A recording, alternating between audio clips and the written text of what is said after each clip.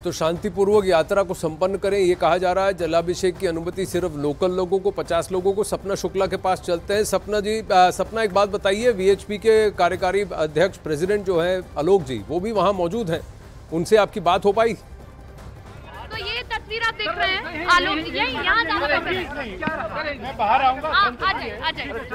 ये आलोक जी देखिए, संतों के साथ में दर्शन हो गए हैं। मैं बताता हूँ, तो दर्शन अच्छे हुए। सुनिए, हाँ। पहले एक बात ये सुनिए, हाँ। कि हम अलग अलग बाइट नहीं दे पाएंगे। ठीक है सर, एक सामूहिक तो हाँ, बोल एक दीजिए। सामूहिक हाँ, बाइट वही सर। दर्शन हुए, हम लोगों ने जलाभिषेक किया। हरिद्वार से विशेष तौर पर मंगाया, थोड़ा पीछे हो ना। हाँ। हरिद्वार से विशेष तौर पर मंगाया हुआ गंगा जल, जहलदार जी जो सब खापों के यहाँ के प्रमुख हैं, उनके नेतृत्व में जो संत आए हुए हैं, नवल किशोर दास जी महाराज हैं, जानता हूँ, नारायण गिरी जी महाराज हैं, धर्मदेव जी महाराज हैं, इन सब में। और मुझे बताया गया कि प्रशासन ने यहाँ पर कहा था कि लोकली जिसको दर्शन करना है वो 8 बजे के पहले कर लो। तो मुझे ये बताया गया कि 2500 से ज़्यादा लोगों ने यहाँ पर आकर के पूजा अर्चन किया है। बाकी मंदिरों में भी मिलाकर के स्थानीय 8000 लोगों ने पूजा अर्चन किया है। और 3 बसें, माने हमारे विश्व हिंदू परिषद के प्रदेश के पदाधिकारी, बड़े संत हरियाणा और देश के, और सामाजिक लोग विशेष तौर पर खापों के, जिनकी आयोजित ये यात्रा है। मैं समझता हूं कि इस यात्रा को हम यात्रा के रूप में भी पूर्ण करेंगे। यहाँ से झीर महादेव जाएंगे, वहाँ से श्रृंगार जाएंगे। और मैं इस बात को दोहराता हूँ कि विश्व हिंदू परिषद के लिए, सामाजिक संस्थाओं के लिए ये हार और जीत का सवाल नहीं था। हम करके दिखाएंगे, हम नहीं करने देंगे, ऐसे प्रतिष्ठा पे हम नहीं खड़े थे। विश्व के मंगल की भावना से, सामूहिक भाईचारे से, देश में शांति के लिए, देश में समृद्धि के लिए हमने अपने संकल्प के अनुसार आखिरी सोमवार को ये यात्रा इस मास में पूरी करनी है, और वह निर्विघ्न चल रही है। लेकिन सरकार ये कह रही है, शोभा यात्रा है जिसके लिए आप कह रहे थे कि सभी मंदिर में जाकर जल। मैंने कहा था कि यह सांकेतिक जलाभिषेक यात्रा है ब्रिजमंडल की। यात्रा भी रह गई है। ये यात्रा पूरी हो रही है। सरकार ने कहा कि नहीं, आज आप मत यात्रा निकालिए, ये सब नहीं ठीक है। विपक्ष ये कह रहा है कि मना करने के बावजूद आकर यात्रा करना, ये तो चुनौती देने जैसा है। विपक्ष कुछ भी कहे, सरकार कुछ भी समझे, ये अधिकार कि हम अपने धर्म और रिचुअल्स का पालन करें, ये संविधान से मिला है, 25 और 26 आर्टिकल से मिला है, मौलिक फंडामेंटल राइट के रूप में मिला है। और अगर कोई भी सरकार आर्बिट्रेरीली, मनमाने तौर पर यात्रा को रोकेगी तो वह आदेश मानने लायक नहीं है।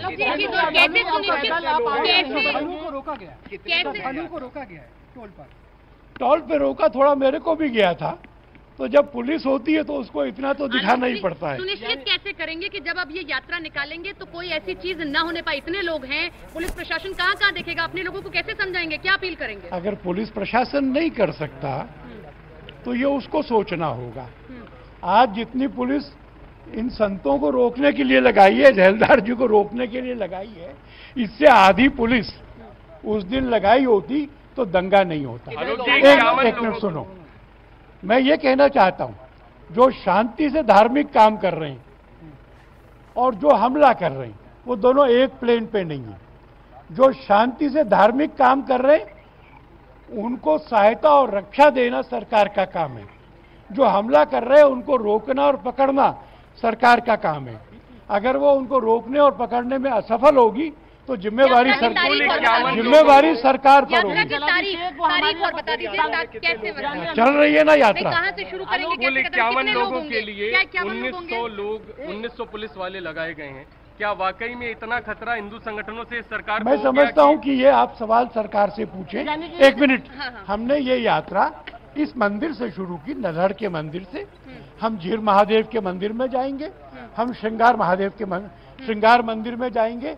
ऐसा ये 3 स्थानों की जैसी हर वर्ष निकलती है वैसी यह यात्रा आज सायंकाल तक हम पूरी कर सकेंगे। कैसे आप ये मानते हैं कि आप जलाभिषेक कर रहे हैं, यही आपकी सांकेतिक शोभा यात्रा है? हर साल यही होती है और हर साल इतनी होती है।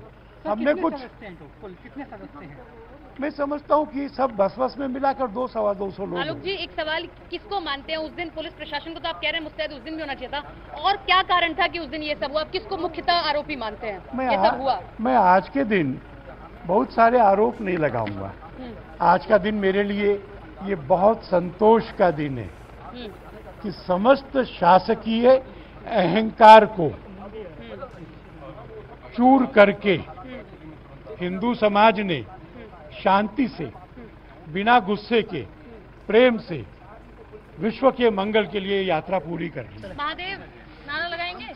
हर हर महादेव, हर हर नमः पार्वती बहुत बंदिशें थी। नहीं, हमारा कोई बंदिश नहीं। हम लोग तो आया कि भाई हिंदुओं का जो है राइट है, जैसे मान ली धार्मिक यात्रा है और मंदिर में पूजा करने से। तो वीएचपी के आलोक कुमार जी का बहुत बड़ा बयान, ये कहकर कि शांतिपूर्वक हमने इस यात्रा को संपूर्ण किया है सब, और ये जलाभिषेक हमारा मौलिक अधिकार है।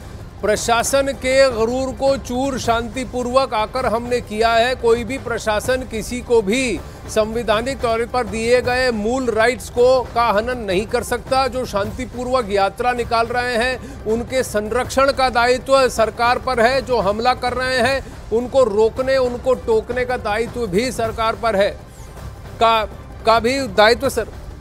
इससे बड़ी बात उन्होंने ये कह दी कि अगर आज जितना पुलिस बंदोबस्त किया गया है 50 लोगों के लिए 1900 पुलिस वहां अगर तैनात है, इसकी आधी संख्या भी उस दिन शोभा यात्रा के लिए, 84 कोसी यात्रा के लिए अगर लगा दी गई होती तो जो लड़ाइयाँ हुई, जो अटैक हुआ, वो जो घटना घटी, वो घटना नहीं घटती। ये भी क्या डाला आलोक कुमार जी ने? उन्होंने कहा कि आज हिंदू समाज ने ब्रजमंडल यात्रा को पूरा किया है जैसा हर साल होता है, और वो शांतिपूर्वक किया है। हमारी मंशा किसी को भी ठेस पहुंचाना और किसी तरीके का लॉ एंड ऑर्डर सिचुएशन पैदा करना नहीं है। उन्होंने ये भी कहा कि उनको भी टोल पर रोका गया और पुलिस अपना काम कर रही है, लेकिन उस दिन अगर पुलिस ये काम करती तो अवश्य जो घटा वो नहीं घटता और वो यात्रा, वो 84 कोसी यात्रा पूरी तरह से संपूर्ण होती। सपना शुक्ला इस वक्त हमारे साथ है। सपना वहीं खड़ी थी। सबसे बड़ी बात, प्रशासन को चोट ये कह करके कि हमने आपके गुरूर को तोड़ दिया, हम शांतिपूर्वक पूजा करना चाहते हैं, आप हमें रोक रहे हैं।